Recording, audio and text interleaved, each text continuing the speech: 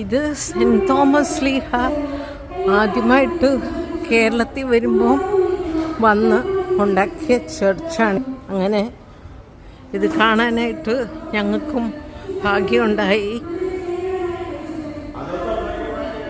ഇത് ചാവക്കാട് പാലയൂർ എന്ന് പറഞ്ഞ സ്ഥലത്താണ്. പാലയൂർ ചർച്ച് ഭയങ്കര ഫേമസ് ആണ്.